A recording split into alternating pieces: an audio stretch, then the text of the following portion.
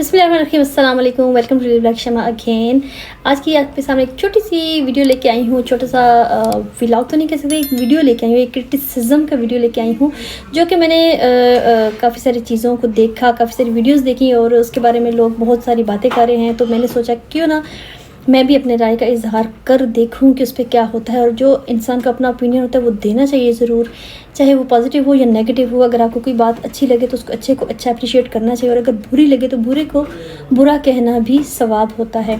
और कुछ चीज़ें ऐसी होती हैं जो कि इस्लामिक पॉइंट ऑफ व्यू से अगर देखा जाए, अगर आपके रिलीजन के हिसाब से देखा जाए, तो अगर आपको कोई चीज़ नागवार गुजरे तो आपको ना सिर्फ जिस किसी ने ये गलत कदम उठाया उसको राह रास्त पे लाने के लिए ऐसी वीडियो बनानी चाहिए, बल्कि उनके साथ साथ अगर उनको देख के कोई अपने उनको गलत फॉलो करने पे आमादा हो जाए, जो आजकल की नस्ल है हमारी, तो उनको भी जो है वो कुछ सबक सीखना पड़ता है और सिखाना चाहिए। मैं बात कर रही हूँ जनाब आज के, जो कि सोशल मीडिया पे आपने काफ़ी दफ़ा देखा होगा कि कमल आफ्ताब और जुल्करनैन जो है वो आजकल हज की अदायगी के लिए गए हुए हैं मक्का शरीफ। और वहाँ जाके जो कमल आफ्ताब ने वीडियोस बनाई हैं वहाँ पे, ठीक है, आप पाकिस्तान के फेमस टिकटॉकर हैं, आप पाकिस्तान में बहुत आपने नाम कमाया है, अपनी ये जो दिन दुगनी रात चुगनी तरक्की की है आपने, रातों रात जो तरक्कियाँ की हैं लोगों ने और फेम हासिल किए हैं, उससे ये नहीं कि आप ऑलराउंडर बन जाएं, यानी कि आप हर फील्ड में जो है वो बहुत पॉजिटिव या आप बहुत परफेक्ट हो जाएं। आपके जो अपने अंदर की जो इनर ब्यूटी है उसको आपको रखना चाहिए, आपकी जो इनर आपकी सोल है, आपकी जो रिलीजन है, आपको उसको भी कायम रखना चाहिए। ज़ाहिरी दुनिया जो है वो अलग है, और जो अल्लाह ताला के लिहाज से अल्लाह ताला के जो बताए हुए हमें हुक्म है, हम उनको भी हमें पूरी तरह बजा लाना पड़ता है। कमल आफ्ताब की जो आजकल वीडियो वायरल बहुत ज़्यादा हो रही है, और उन्होंने ख़ुद ही जो है वो सोशल मीडिया पर आकर अपनी एक वीडियो अपने सोशल अकाउंट्स पे डाली कि वो एक अबाया कर रही हैं और अबाया वो पहनने का तरीका बता रही हैं, जैसा कि बिल्कुल जो है बेचारी अननोन हम बाकी लेडीज़ हैं जिनको पता नहीं है कि अबाया कैसे पहना जाता है। बहरहाल वो एक व्यूवरशिप के लिए जो भी वो उस मत में आ जाती है चीज़, तो अबाया पहनने का तरीका बता रही हैं कि मैंने ये कलर का अबाया मैंने इस मकसद के लिए लिया है, ये कलर का अबाया मैंने इस मकसद के लिए लिया है। तो अल्लाह ताला को बनाओ सिंगार पसंद है, ये नहीं कि नहीं पसंद, लेकिन अपने हस्बैंड के लिए आप बनाओ सिंगार कर सकते हैं घर की चार दीवारी के अंदर, ना कि लाखों करोड़ों लोगों के लिए आप बन संवर के बाहर निकले। उसके अलावा एक और बात उन्होंने की कि मुझे लिपस्टिक के बगैर जो है वो बाहर मैं नहीं जा सकती, तो मैं ये ऐसे करके मैं ये लिपस्टिक पहले लगा रही हूँ और ये दूसरी लिपस्टिक मैं यूँ लगा रही हूँ। उस बात पे बहुत उनको तनकीद का निशाना बनाया गया कि ये क्या हज के लिए या उम्रे के लिए या अल्लाह ताला के घर में पेश होने के लिए लिपस्टिक ज़रूरी है। यही एक परफ्यूम लेके आई हूँ जो कि मैं हज के दौरान इस्तेमाल करूँगी। बहुत अच्छी खुशबू है, ये 6 to 8 आवर तक लॉन्ग लास्टिक है। और अब अच्छा कोशिश करें कि जो आप हिजाब करें ना वो कम से कम करें, क्योंकि ज़्यादा पिंस वाला हम हिजाब कर लेते हैं, फिर उसके बाद वो हमारे से ना सेट नहीं होता कभी।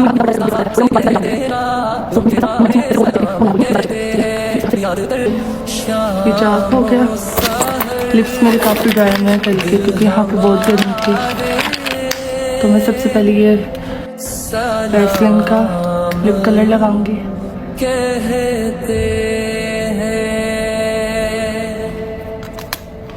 ये अभी आहिस्ता आहिस्ता लाइट होता जाएगा। और काइली का ये लगाऊंगी।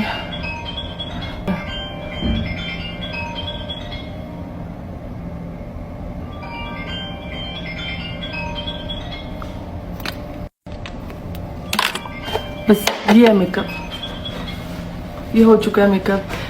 साथ में घड़ी पहनते हैं, रिंग्स मैंने जो पहनी हुई हैं, और मैं हो चुकी हूँ रेडी अगेन। ये ज़रूर साथ में रखना है क्योंकि आपको बहुत अच्छी, बहुत एलिगेंट फ्लोरल फ्रूटी खुशबू आएगी, तो ये कंपलसरी है। जिन ख़वातीन ने, जिन लोगों ने एतराज़ किए, उनका एतराज़ अपनी जगह बजा है, लेकिन कमल आफ्ताब ने उस चीज़ को रिफ्यूज़ किया, अपनी इस गलती को भी मानने से इनकार कर दिया। उन्होंने कहा कि ऐसी इसमें कोई गलत चीज़ नहीं है कि मैंने लिपस्टिक लगाई है, ये लिपस्टिक नहीं। फिर उन्होंने यू टर्न मारा कि ये लिपस्टिक नहीं, ये मेरा लिप बाम है, ये मेरे लिप टिंट है, और मैं इसके बगैर इसलिए नहीं जा सकती क्योंकि लिप्स जो हैं वो फटे फटे होते हैं, तो इसलिए ब्लड निकलने लग जाता है। ये मैंने वैसलीन लगाई, ये लिपस्टिक होगी, ठीक है, ये वैसलीन है। कलर्ड वैसलीन, ठीक है। और उसके बाद ये ग्लोस है ना, ये सिर्फ शाइन और आपके होंठ जो फटे होते हैं ना उनको ये वो क्या कहते हैं कि हील करता है, तो ये लगा लिया।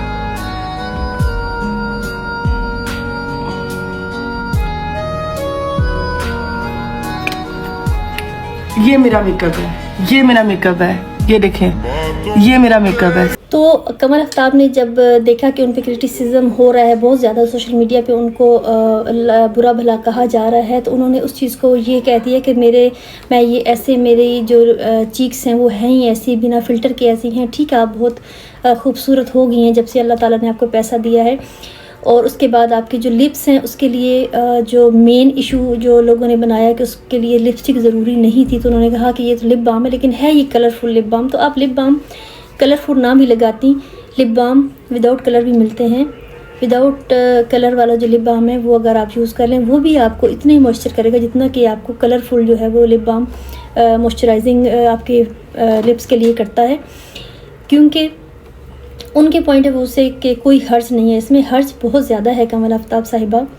आपको जैसे कि कनोला बाजी भी कहा जाता है, तो कनोला बाजी आपको ये सोचना चाहिए कि अगर आपके लिप्स बहुत अट्रैक्टिव होंगे तो वहाँ पे आपके साथ बेशक उम्रा और हज में जो है वो निकाब ज़रूरी नहीं है। अगर आप कुरान पाक का तर्जुमा सूरह निसा भी पढ़ लें, उसमें भी पर्दे का जैसे हुक्म दिया गया है, तो आप उसका तर्जुमा तफसीर वापस हज से आके ज़रूर मुताला कीजिएगा, उसको समझिएगा, पढ़िएगा कि क्या पर्दा कहाँ तक जायज़ है और किस हद तक जायज़ नहीं है।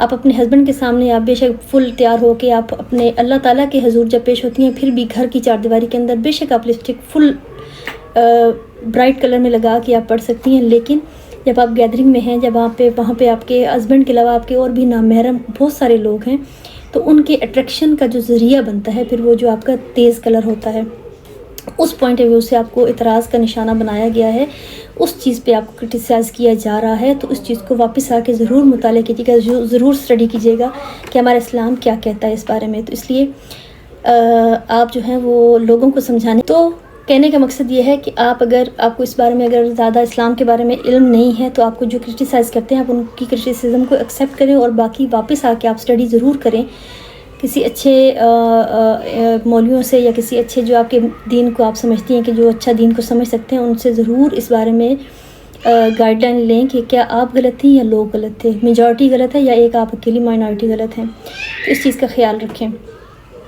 इन चीज़ों का ख्याल इस्लाम में बहुत ज़्यादा सख्ती भी की गई है इस चीज़ पे, लेकिन दिखावा जो है वो सिर्फ आप एक अपने महरम के सामने कर सकते हैं, ना कि बहुत सारे नामहरम के सामने। तो इस चीज़ का आप ख्याल रखें और अपने जो है वो गिरबान में खुद झांकें।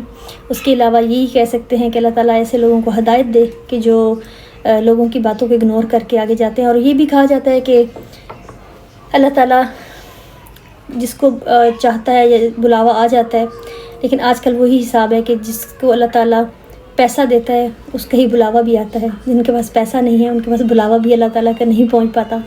ये एक बहुत बड़ा अलमी है हमारे दौर का। तो अल्लाह ताला जिनको पैसा दे रहा है उनको साथ में अकल भी दे, शऊर भी दे, और इतनी एहतराम की काबिल की जगह है तो उसको उस तरीके से उनको ट्रीट करने का सलाहियत भी दे।